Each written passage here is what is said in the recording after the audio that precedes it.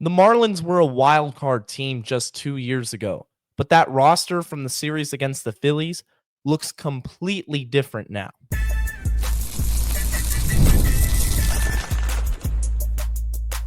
You are Locked On Marlins, your daily podcast on the Miami Marlins. Part of the Locked On Podcast Network, your team every day. Welcome to Locked On Marlins. I'm your host, Jeremiah Geiger. I'm a diehard Marlins fan, and I've podcasted about the team for 4 seasons. Go hit me up on Twitter at Jeremiah Geiger2, and thank you for making Locked On Marlins your first listen of the day. It's part of the Locked On Podcast Network, which is your team every day. Make sure you're subscribed to the YouTube channel, leave a like, leave a comment. Today's episode is brought to you by FanDuel. Right now, new customers can bet just $5, and if your bet wins, you'll get $300 in bonus bets to use across the app. Download the app today. And on today's show, we're going to take a look at the 2023 Marlins wildcard team. It was a short-lived postseason run. They ran into a powerhouse in the Philadelphia Phillies, who quickly swept them in 2 games. But I want to take a look at the roster that the Marlins put out for that wild card series and just look how different it is now. And also, where are those players currently? Are they still on the Marlins? Where are they at in their career? So let's set the groundwork here by just recapping the season for the Fish in 2023 was completely unexpected. And the term punching above your weight class can be correctly applied here because the Marlins weren't supposed to be in the playoffs. If you look at all the advanced stats, runs scored, all that, runs against, they were one of the worst postseason teams to ever make the field, statistically speaking. Now, I don't care about any of that because my philosophy is pretty simple. Once you make the dance, then if you get hot, anything goes. You can go on a legendary run and win a World Series. You just have to get into the postseason first. And that's what the Diamondbacks did that season. The Diamondbacks, people may forget this, the Marlins finished ahead of them in the wild card standings. The Marlins were the 5th seed. The D-backs were the 6th seed. And the D-backs ended up winning the National League pennant, beating those Phillies, and then falling short in their quest for a World Series trophy. But they still made the World Series. It was a phenomenal run for a team that never would have been in the field had it not been for the expanded playoff. So that's another reason why I'm a huge proponent of this expanded playoff and the wild card being best out of 3. It truly is anything can happen. And the D-backs showed that. For the Marlins, it was more of a quiet exit. The Marlins finished 84-78. They were facing the Phillies, who were a 90-win team that season, 90-72. Of course, the Atlanta Braves had won the division that year. So it was the Phillies who were at home for a wild card series, but they weren't division champions. It really didn't matter. They flexed their muscle against the Marlins, sweeping them in 2 games by a score of 4-1, and then the next game 7-1.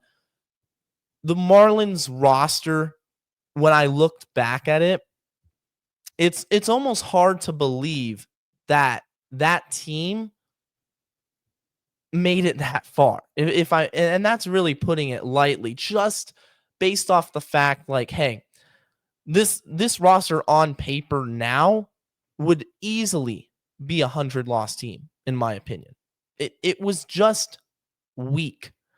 And the Phillies showed, like, you're going to need stars. You need to build a roster better instead of just lucking your way into the dance. And ultimately, that showed in 2024. And I'm not saying that the Marlins got in because of luck in 2023.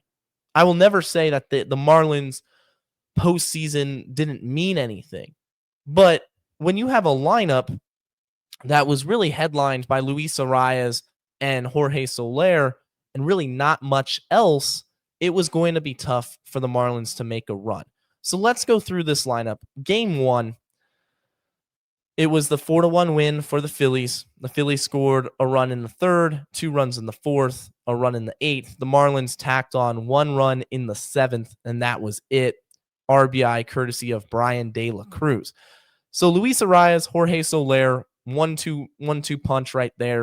And that was all season for the Fish. Those were the guys carrying this offense. Then you had Josh Bell, who was a great midseason acquisition, along with Jake Berger, who really propelled this team in the back half of the season. Then you had Jazz Chisholm Jr. hitting cleanup, Jake Berger hitting fifth, Brian De La Cruz hitting sixth, Jesus Sanchez seventh, John Birdie hitting eighth, Nick Fortes hitting ninth. That was the first game's lineup. Marlins were held to 7 hits. Zach Wheeler was on the mound, went 6 2/3, struck out 8. Jesus Luzardo towed the rubber for the Fish. He went 4 innings, 8 hits, 3 runs, 5 strikeouts. In game 2, Braxton Garrett was the starting pitcher for the Marlins.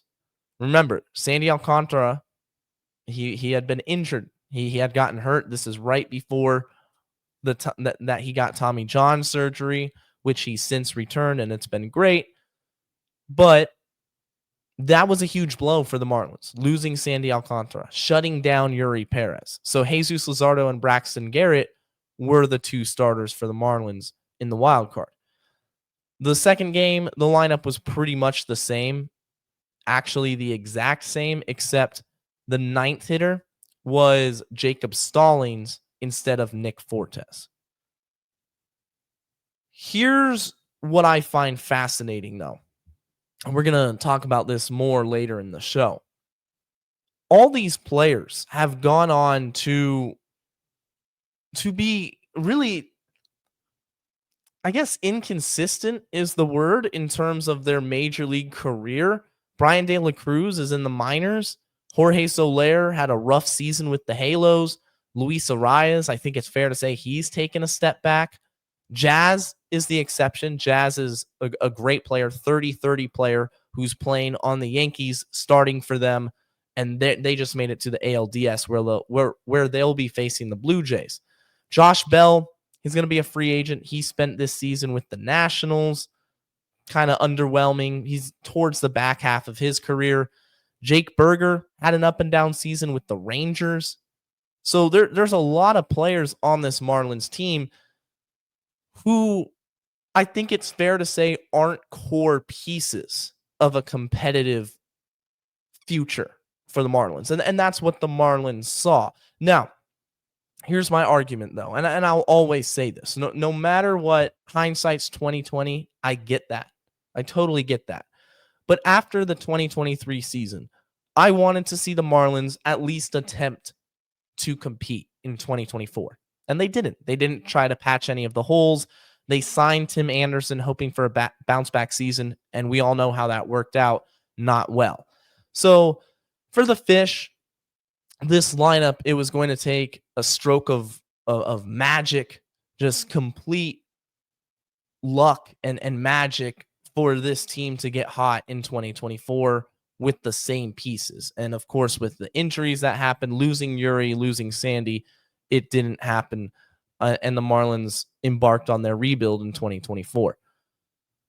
So in the next segment, I do want to go more in depth with these players and just kind of compare them where they are at their current stage in their career to the Marlins roster as currently constructed in 2025.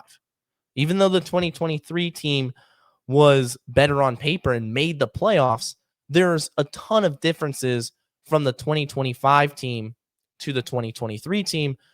And the future, I think, is more bright in favor of the 2025 Marlins and what they're going to be putting on the field in 2026. So we're going to compare the two rosters right after this.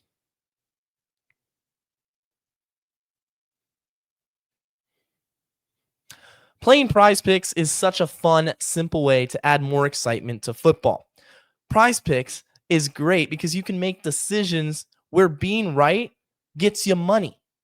Don't miss the excitement of this football season with PrizePicks. All you have to do is pick more or less on player projections. For example, Josh Allen's passing yards or Saquon Barkley rushing for a touchdown, or if you're on my fantasy team, George Pickens. It'd be great if you score a touchdown. Great game last week, by the way.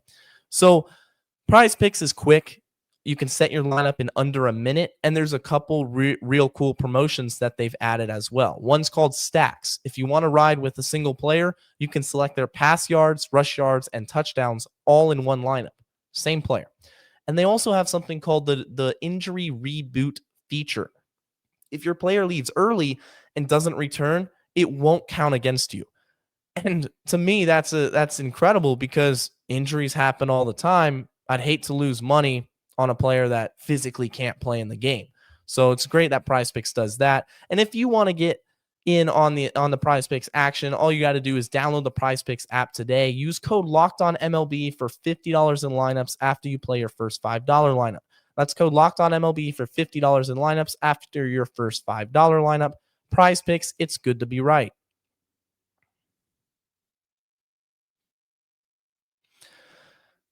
If you're watching on the YouTube channel, hit that subscribe button. Remember, Locked On Marlins, it's on all the major podcast platforms out there. So if you're not watching the show, you can listen to the show wherever you are.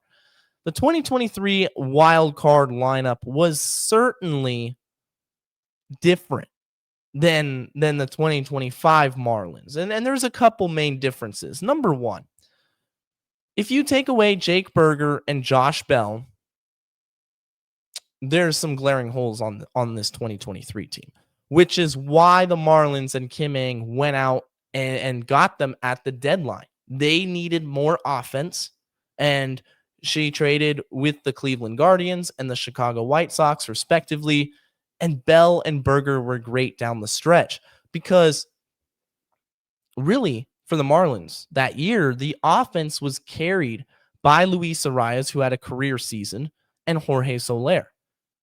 Luis Arias was hitting out of his mind. There were talks early in the year that, hey, this guy could legitimately make a run at hitting 400. And I think he finished 354, somewhere in that range. Jorge Soler had a 30 home run season, and it was great. But the additions of Bell and Berger were huge for that team. And it's something for the Marlins.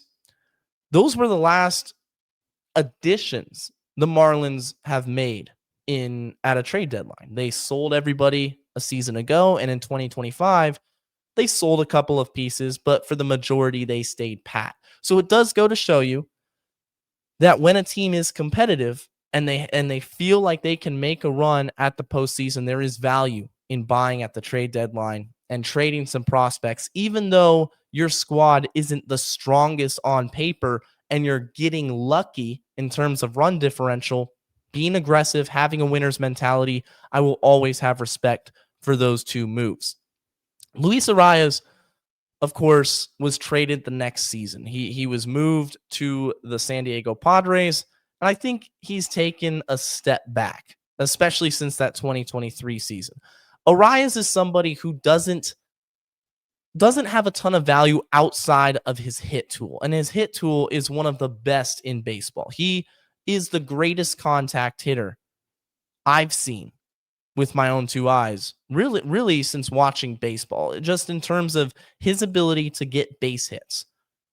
I mean, he's right up there with Ichiro in terms of just average. He's a batting average guy. And that season he had 354. 2024, he hit 314, which is a 40-point drop-off.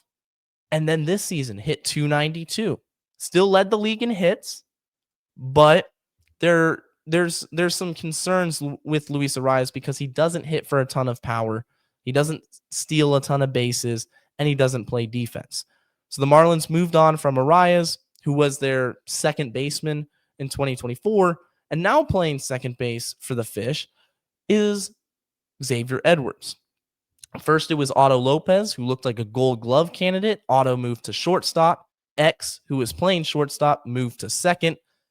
And I feel pretty good about Xavier Edwards compared to Luis Arias if Arias continues this downhill trajectory. And I hate to say it because I'm always going to be a Luis Arias fan, but he has to hit at a very high clip in order to stay relevant. Xavier Edwards, though, is going to provide you a ton of value with his speed on the base paths and stealing backs. He stole 31 in 70-plus games a season ago, took a step back this year, but I'm expecting 2026 for him to be more efficient in the base stealing category. I would still say Arias is a better hitter, a better pure hitter than Edwards, but there's not really much of a drop off if Xavier Edwards continues to hit the way he can and avoid slumps. This guy can legitimately win a batting title in the future. Jorge Soler was the designated hitter for the Marlins, and he had a great year in 2023 at 36 bombs, 75 RBIs, an OPS of 853. But you fast forward a couple years later, in 82 games with the Angels, hit just 215, 12 homers, and an OPS of 680. So Jorge Soler, his career, I mean, it's taken a severe turn for the worst. Soler is not the same player as he used to be. The Marlins didn't want to extend him or offer a qualifying offer after 2023, and now he finishes 2025 with the Angels. We'll see what happens with him and his next steps, in the future. Josh Bell is a veteran presence. Talked about him. He was great for the Fish. He was never the long-term answer, though, for the Marlins at first base, just given his age, the stage that he is in his career, but he still provides a team value. He spent this season with the Nationals, where he hit 239, hit 22 bombs, which tied his 2023 season in the power department. 22 bombs, 63 ribbies, an OPS of 747. So a quality first baseman, nothing extremely flashy, but still a good player that is going to find a home. He's an impending free agent. I mean, if you think about it, the Marlins with their first base situation, you could bring him back, but you shouldn't. I don't think. I'm just throwing that out there because Bell does have value. And this is probably going to be clipped because that's not a good take at all. The Marlins should not bring back Josh Bell. He's not the future, and he wasn't the future after 2024, in which they parted ways during the rebuild. Bell's 33 years old. He's a veteran. He's going to sign somewhere. He's going to get at-bats. But he's not somebody that necessarily moves the needle. Jazz was the best player.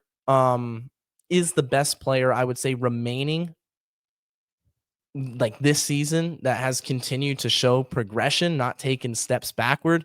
Jazz had a 30-30 season for the Yankees. He's someone that, he brings the excitement. He brings the flair. He can be a character, and there's a lot of people that don't like him. I like Jazz, always going to be a Jazz fan, and he's found a place in New York. He's found a place, and I think it's a win-win trade for the Marlins if Augustine continues his positive development and takes strides forward next season. Then you could consider it a win-win trade, but don't get it twisted. The Yankees got a really good player. Even though the Marlins got Augustine, and I'm a big Augustine fan, Jazz is still really good, and he's learned how to hit lefties. This season, he actually hit 248 against lefties to 240 against right-handed pitching, which I think reverse splits. That's surprising because the majority of Jazz's career, he was not a good hitter in Miami against lefties. Jake Berger went on to the Texas Rangers. Berger hit 236 this season, 16 bombs, 53 RBIs, and OPS of 687. Now for Berger, he only played in 103 games. There was a time where he was actually optioned to AAA. He was struggling that bad, but Berger still is a valuable player. He has 30 plus home run potential and 30 home run power. that the Marlins needed in 2023. They needed in 2024. They've really needed the last decade since Stanton's been gone is power, and Berger's going to provide that for a franchise. And Texas fell short of the postseason, but that's where Berger is. Brian De La Cruz. Oh, Brian De La Cruz, one of my favorite Marlins. He got traded to the Pirates at the 2024 deadline and was terrible. Was absolutely terrible. He spent this season with a couple of organizations, with the Braves AAA team, with the Yankees. He finished the year with Scranton Wilkes-Barre, the Rail Riders. He's just 28 years old. He's not super old, but man, his career has taken a downturn as well. 16 games with the Braves. The majority of his season was in the minors, and he hit just 191. And you go back a couple of years, he's a 19 homer guy, OPS 715, hit 257. He was a valuable piece of that wild card team. Wrapping up the lineup here, I'll go quickly. Jesus Sanchez was finally traded to the Houston Astros. The trade rumors had been going on for years with Sanchi. They moved on from him, and that opened the door for Jacob Marcy. John Birdie was always a fun player. He was very good for the Marlins in 2023. Could play all over the diamond, but since then he went to the Yankees and then the Cubs this year, where he played in 51 games and hit just 210. But in 133 games for the Marlins in 23, hit 294 and stole 16 bags, OPS of 748. He was a 2.6 WAR player. So there was definite value with Birdie, kind of the Swiss Army knife for the Marlins that season. This year in 2025, you could look at Javier Sanoja as being that guy. Nick Fortes, Jacob Stallings, both those guys the Marlins have moved on from. Nick Fortes stuck around through 2024, half of 2025 before he was shipped off to Tampa Bay. Jacob Stallings, it just never worked out with the Marlins. When they traded for him from the Pirates, it was expected that the offense from the catching position would get better, because he was okay in Pittsburgh, nothing crazy, but an OPS for 3 years straight of over 700, and things just took a complete, it just went to an absolute disaster in Miami for Stallings. Both seasons with the Fish, an OPS of under 600, a negative WAR player. He went to the Rockies for a couple of years, or actually a year and a half, because he spent time this season between the Rockies and the Orioles, and it didn't really go well. In 42 games, he hit just 134. So I have a hard time envisioning Stallings staying in the league much longer if he just can't hit this badly. It's really, really bad. Garrett Hampson, Yuli Gurriel, they pinch hit in this series for the Fish. They went on to both play for the Kansas City Royals in 2024, who made the playoffs, and they got some postseason at-bats. Gurriel, aging veteran. Garrett Hampson, he journeyman player. He last finished up 2025 with the Cardinals, and they released him midway through September. So that's the lineup for the Fish. Let's take a look at who pitched in this series, how they did, and where they are right now. That's coming up right after this. The NFL season is here, and FanDuel has an offer you don't want to miss. Right now, new customers can bet just $5 and get $300 in bonus bets if you win. That's right. You pick a bet, put down $5, and if it hits, you'll unlock $300 in bonus bets to use across the app. FanDuel gives you so many ways to play. You can build parlays, try player props, and even follow the live lines during games. Yesterday, my bet hit. I had Puka Nacua anytime touchdown, Christian McCaffrey touchdown, Niners with the points, and then there was one more. Oh, it's Christian McCaffrey, 40 or more receiving yards. So 4-leg parlay, it hit. Glad to win one. It's nice to finally win one, as they say. So what are you waiting for? Get to FanDuel.com, download the FanDuel app today, and get started. Remember, that's FanDuel.com.